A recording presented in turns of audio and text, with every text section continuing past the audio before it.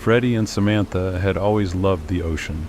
It was their sanctuary, a place where the worries of the world seemed to wash away with the tides.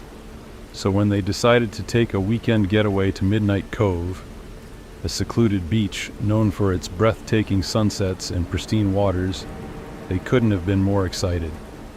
Their first 2 days were perfect. The nights were just as magical, with bonfires under the stars and the soothing sound of the waves lulling them to sleep. On their third night, after an evening of stargazing and sharing stories by the fire, Samantha suggested they go for a late-night swim. Freddie hesitated. Midnight Cove was beautiful during the day, but at night the inky blackness of the water seemed almost unnatural. Still, he didn't want to dampen the mood, so he agreed. The two of them walked hand in hand to the water's edge, the cool sand squishing beneath their toes. The moon hung low in the sky, casting a silvery glow over the beach. The water was warm, almost inviting, and soon they were laughing and splashing, their fears forgotten. After a while, Freddie grew tired and decided to take a break. "I'm going to sit down for a bit," he called out to Samantha, who was still swimming further out. "All right, but I'm not done yet," she shouted back, playfully diving beneath the surface. Freddie chuckled, shaking his head as he walked back to shore. He sat down on the sand, his eyes following the ripples where she had disappeared. He waited, expecting her to resurface any second. But the seconds stretched into a minute, then 2. His amusement turned to concern. She had been under for too long. "Samantha," Freddie called, his voice tinged with worry. There was no response. The waves lapped gently at the shore, mocking him with their indifference. He stood up, squinting into the darkness, scanning the water for any sign of her, but the surface was smooth, undisturbed. "Sam!" he shouted louder, his heart beginning to race. Still nothing. Freddie's mind raced with possibilities. Maybe she was playing a prank on him, or maybe she had gotten caught in an undertow. Panic surged through him as he realized he had no idea where she was. Without another thought, he sprinted back into the water, wading in until it reached his chest. He frantically looked around, calling her name over and over, but the ocean swallowed his voice. The only sound was the gentle crash of the waves against his body, and then, suddenly, there was a splash behind him. Freddie whipped around, his heart leaping with hope. He saw a figure in the water, a few meters away. Relief flooded through him. "Samantha, where have you been? You scared me half to death." The figure moved closer, and in the dim moonlight, Freddie could see it was indeed a woman, her long hair clinging to her wet face. But something was off. Her movements were slow, almost unnatural, and as she drew nearer, he noticed that her skin was pale, far too pale. "I was just diving," she said, her voice strangely distorted, as if it were echoing from somewhere deep underwater. "Come swim with me." Freddie's relief turned to unease. There was something wrong with her voice, a hollowness that made his skin crawl.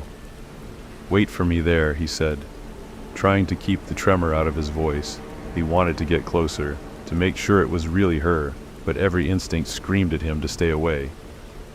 The woman remained still, her eyes fixed on him. Freddie hesitated, his feet rooted to the spot as a cold dread began to seep into his bones. "Let's go home already," he urged, desperate to get out of the water. "Yes," she replied, her voice low and unsettling. "Let's go home." Then, without warning, she dove sharply beneath the surface, disappearing into the black depths. Freddie stood there, staring at the spot where she had vanished, his mind racing. She had never acted like this before. What was going on? Before he could make sense of it, he felt something cold and clammy wrap around his leg. He yelped and stumbled back, nearly losing his balance. "Sam, what are you doing?" he asked, trying to keep his voice calm. There was no response. Instead, the grip tightened, and a second later, she emerged from the water, inches from his face. The moonlight illuminated her features, and Freddie's blood turned to ice. It wasn't Samantha. The creature before him was a grotesque parody of his girlfriend. Her skin was deathly pale, her eyes black as coal, and her hair hung in wet, tangled strands. Her nose was gone, replaced by 2 gaping holes, and her mouth was a jagged maw filled with sharp, uneven teeth. "There goes the other one," she hissed, her voice a chilling mix of high-pitched squeals and guttural growls. Freddy's heart pounded in his chest.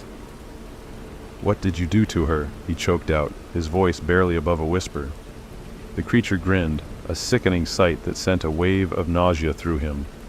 "Now you'll see," she rasped, tightening her grip on his leg and pulling him downward. Freddy's instincts kicked in, and he fought with every ounce of strength he had.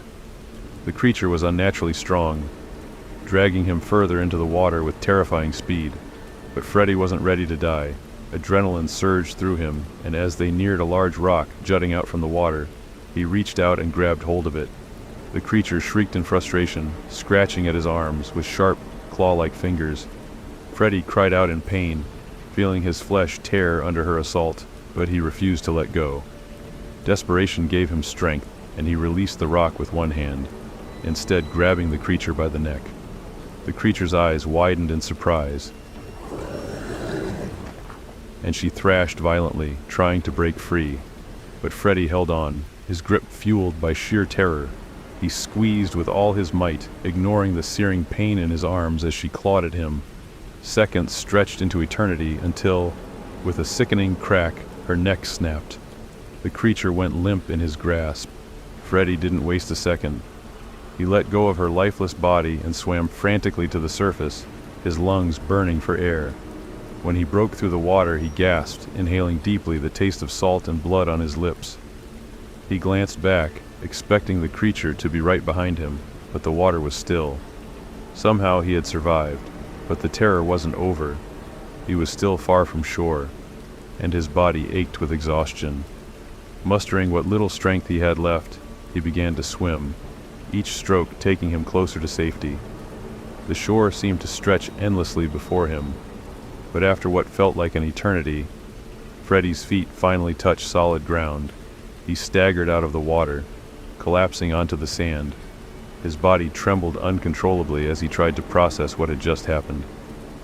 He could still feel the creature's cold hands around his leg, still hear her voice in his ears. He sat there for what felt like hours, staring blankly at the ocean, until he finally summoned the strength to stand. He had to go to the police.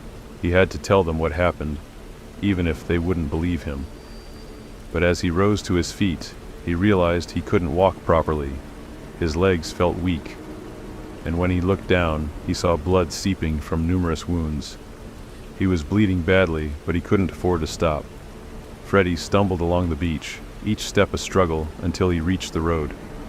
He followed it, the lights of the small town in the distance guiding him like a beacon. By the time he reached the police station, he was barely conscious. He collapsed just inside the door, the world fading to black as officers rushed to his side. When Freddy awoke 3 days later in the hospital, the events of that night felt like a nightmare. But the pain in his body and the bandages covering his wounds were all too real. The police were waiting, eager to hear his story, but when he tried to explain what had happened, the words stuck in his throat. How could he make them understand the horror he had faced? Eventually, Freddy managed to give a statement. The police conducted a search, and a few days later, they found Samantha's body. She was stripped to the bone, as if something had devoured her. There was no sign of the creature. Freddy was never the same after that night. The ocean, once a place of peace, became a source of fear and dread. He couldn't shake the image of that creature's face, the sound of her voice echoing in his nightmares, but as time passed, he forced himself to move on, to bury the memories deep within his mind. Still, every now and then, when he closed his eyes, he could feel the cold grip on his leg, hear the faint whisper, "There goes the other one." And in those moments, Freddy knew that the nightmare wasn't truly over. The creature was still out there, lurking in the depths, waiting for the right moment to strike again.